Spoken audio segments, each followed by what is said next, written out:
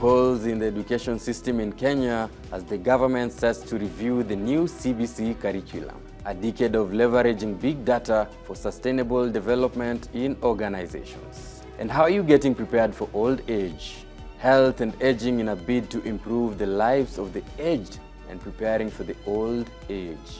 And finally, the adverse looming effects of violence and insecurity in African countries. A very warm welcome from wherever you're watching us, coming to you live from the Daily Scoop newsroom here in Nairobi. My name is Arnold Feather. Stay tuned for the next 30 minutes as we get to discuss matters and what is trending. This is the Daily Scoop.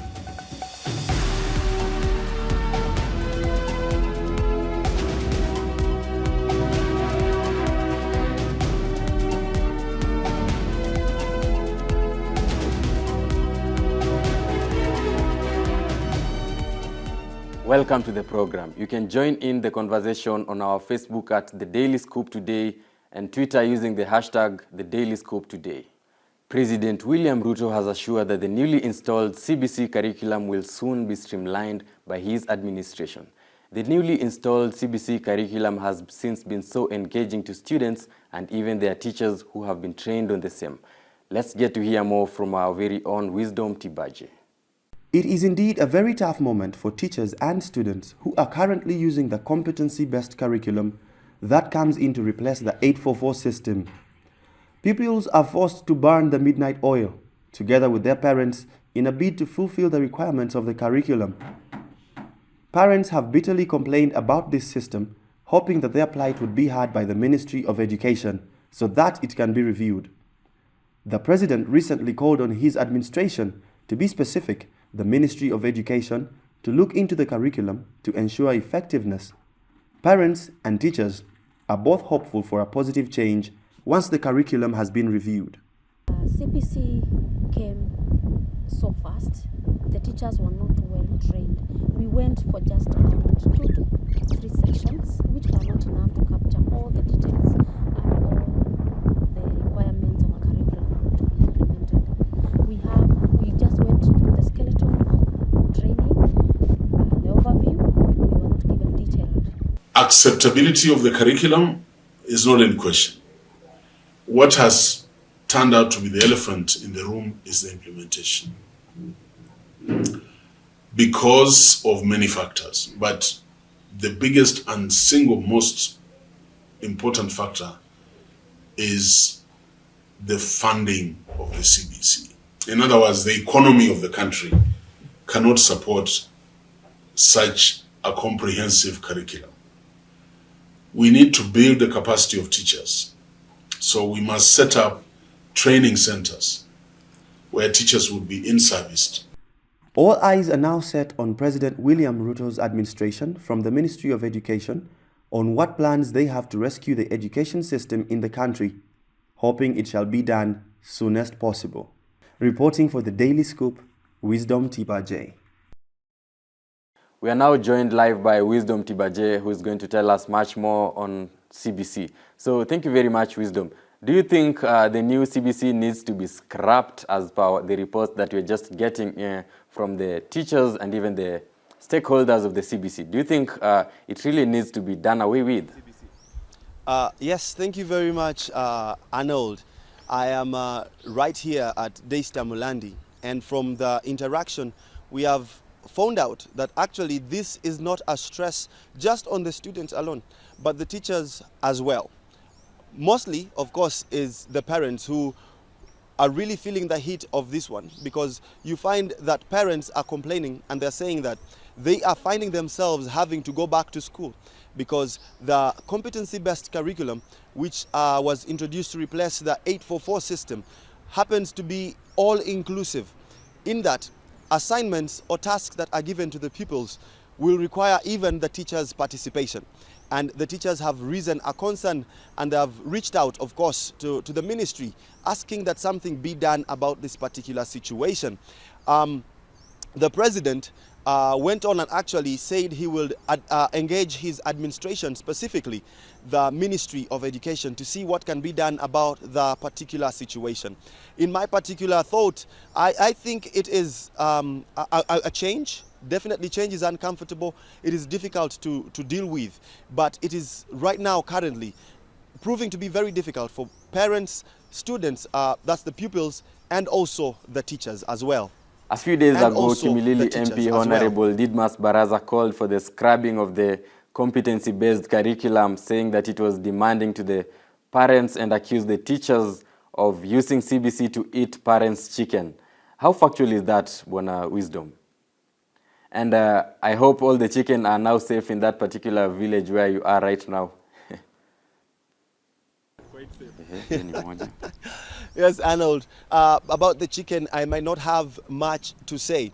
But yes, it is true that many parents are actually feeling the pressure. It is weighing down on them heavily. And to some, it's an opportunity. It is kind of a double-edged sword. Some parents are enjoying the opportunity to interact more with their own children, while other parents, of course, they have quite a lot to juggle. There is work, there is responsibilities, and now on top of that is CBC, which to them feels like going back to school altogether. I do not know what to say about the chicken, but around here they seem to be safe. Thank you very much, Wisdom, for coming in with that particular information on matters CBC. And of course, we shall continue keeping you tabs on this particular developing story. And thank you very much again, Wisdom. Thank you, Arnold. Let's really hope that the new administration will settle in and do away with the matter. We are now joined live by Mr. George Kilonzo, who's the head teacher at Daystar Mulandi Primary School. He will be giving us an insight on matters CBC and getting to answer all the questions that we have in regards to the newly installed curriculum. Thank you very much for joining us, Mwalimu. Now, if you compare this new system to the 844 system that we initially had, do you feel like this new system is much more effective than the 844, or what do you think about that? According to me, as a teacher who was taught for quite a number of days, actually I went through 844 from grade 1, from class 1 to my O levels, and even when I went to teacher training, it was all 844. But CBC came the other day. We have some things that were already in CBC, especially in subjects like home science, art and craft, and music. There is nothing new that has come. Nothing new has come. What has increased is the content. Thank you very much, Mwalimu, for giving us an insight on matters CBC. That has been Mr. George Kilonzo, the head teacher at Daystar Mulandi Primary School. Thank you very much once again. Moving on, so many young people are enjoying the best of their lives in the contemporary times, not knowing the kind of risks that they are posing to their lives in the near future. There has been a phrase going on around in the streets saying, "You only live once and life is for the living." Our reporter Raphael Mutuku has more to this. So many young people are living the best of their lives in the contemporary times, enjoying every sumptuous meal coming their way and consuming a lot of junk. There has been a phrase moving around the streets saying, "You only live once and life is for the living." Like normal food, I eat ugali, I eat potatoes. I moderate now. What I moderate is the fats, like junk food. I can have junk food this weekend. Next weekend, I won't have junk food. And most of the junk food is full of starch, sugar, and fat. And those are very, very dangerous things to consume. Secondly, they are sedentary. They are not very active. Most of the time, they are on technology, they are on their phones, and they are moving from one point to another. They use vehicles, they use motorbikes. They don't walk, they prefer not to walk. Reporting for the Daily Scoop, my name is Raphael Mutuku. At one point in life, human beings get old, and the old age comes with quite a number of diseases, which at times tend to be lifetime diseases. We are now joined live by Dr. Victor Monari, who is a general doctor from the Equity Afya group of hospitals, and he's going to tell us how the young people can anticipate for the old age in regards to their health and physical wellness.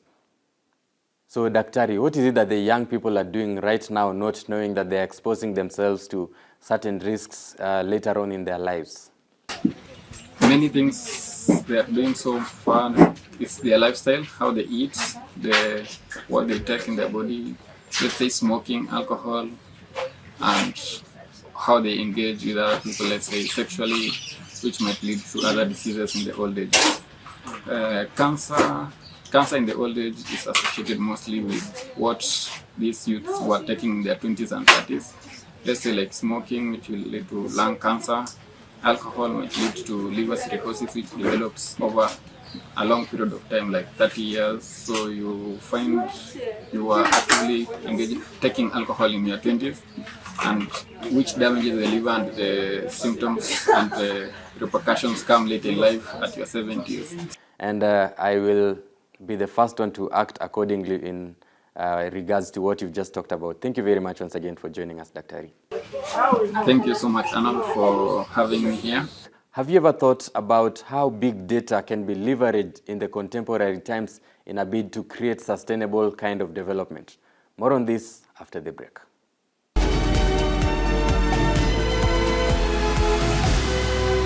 Good morning. Dad, vitamin B2 ni nini? Vitamin B2 zinapatikana kwa Ilara Fresh Milk. Na unahitaji hizo vitamins kila siku kupata energy, yani mawowo. Mawowo. Mawowo ya kucheza, mawowo ya kuruka, mawowo ya kuswing, mawowo ya kudunk. Mawowo.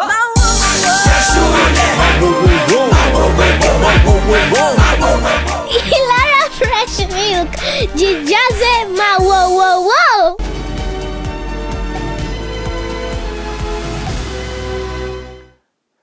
Welcome back to the program. With the adoption of Sustainable Development Goals, organizations in the world are currently using big data to come up with research areas that come up with solutions in a bid to create sustainable development in the world. Take a listen. Advances in information and communication technologies are driving global changes in our society, from the way we communicate with each other to the forces that shape our economy and behavior. Insights generated from big data are already transforming many domains. Mobility data from mobile phone networks can reveal the extent of displacement after a disaster and help predict the spread of infectious diseases, while mobile airtime patches can help track food consumption. Roofing materials visible from space serve as a proxy for poverty. Changes in debit card usage indicate the impact of a crisis, and postal records have been used to estimate trade flows. The biggest challenge of all is now our materials. We have several substations in across the country. We have, I think, about 42. So in all those 42 substations, we have materials that are there, and most of them are similar materials. But so we have data that is maybe some of it, the materials the description is repeated, and some of it is not described the same way in one substation to another. So we have repetitions. We find that now in the system, you have one material and maybe it's appearing several times. Then again, we also have materials that are also not recorded. And you find some of them, they might be recorded in the system, but they had damaged. And so we don't have capacity to capture if a material is damaged or it needs to be disposed or something like that. Reporting for the Daily Scoop, my name is Mombi Waweru. We are now joined by Mr. Bernard Mwango, who is a Senior Systems and Technology Analyst. Thank you very much for joining us, Mr. Bernard. I understand that in information technology, there are quite a number of challenges that are in place. For instance, handling structured and unstructured data. How do you go about that? Yeah, it's good you're talking about structured and unstructured data. That's one big challenge because the structure of data is something very important, and then the scope of data has to be in a language that everyone speaks. So like in Kenya, we sit in a country that not everyone understands English, or not everyone is able to comfortably speak in Swahili. So the challenge of translating the data or giving the person you are consuming the data from, giving it in a language and format that is consumable to you is one of the challenges we face. So there's a knowledge gap in terms of the understanding of what IT or the organization wants to put across and what the consumer would then interpret the information they get. I'm looking at big data in terms of how the data can be structured and unstructured. So how then can this particular data be used in a bid to create sustainable development, just according to the United Nations global issues? Yes, so sustainability is a function of consistency. So technically, to be able to get to a point where you make decisions that are consistent and that can solve a specific problem, then you need to have collected the data in a structured way. So you need to avail data structures that are translatable, that communicate to the users, and then they can help you to make decisions that then give sustainable solutions. For example, if we have a water challenge at a place, you are able to collect data in a specific location and know this is the specific location that has challenges regarding water. These specific locations, yes, they have water, but the quality of water is not good. This specific location, they have rain, but they don't have tanks. So that integration of big data with the geographical intelligence then gives you an idea of making decisions that are both informed, that are sustainable, and then they solve the problem. That has been Mr. Bernard Mwango giving us an insight on how big data can be used for sustainability. Thank you very much. And in international news, African countries have for a long time been hit by challenges posed by protracted disputes and conflicts. We shift our focus to domestic violence, which has affected most African countries. Take a listen. Violence is a global phenomenon that claims the lives of over 1.6 million people annually. Many more people are injured and experience a variety of physical, sexual, reproductive, and mental health issues. In Kenya, the government's response to gender-based violence during the COVID-19 pandemic was very little and failed to ensure services to prevent gender-based violence, providing assistance to the survivors. As a result, the cases sprung again over time. It's important to report the matter immediately. In fact, people are told don't go back home, don't take a shower, go in the clothes, and in whichever state you're in, go and report the matter. And why that is important is so that if there's any evidence that can be collected, it can be collected at that point. Because for gender-based violence, it's a crime, first of all. And so you want to be able to catch the person that did it. So the most important thing is either go to the police station and report. If it was very bad, you need to go to the hospital. And then from the hospital, go to the police station. Even at the hospital, they're able to preserve that evidence and give you the first aid that you need. And then the matter is reported to the police. Reporting for the Daily Scoop, my name is Esther Sharon.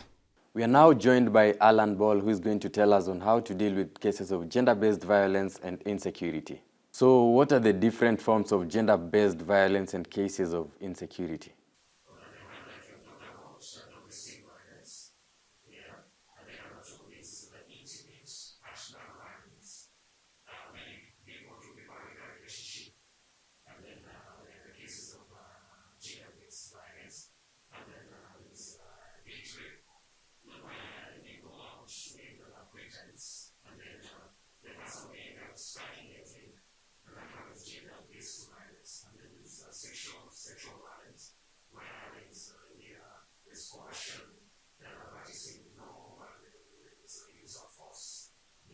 Thank you very much, Alan Ball, for your fruitful information, and we hope that the cases are basically going to drop and this information, through this information that you have given to us. Thank you very much for joining us once again. Are you a victim of gender-based violence? Keep this conversation going on our Facebook and Twitter pages. Thank you very much for staying with us all throughout the conversation. My name is Arnold Feather. Stay tuned. Up next is the Stay With Us.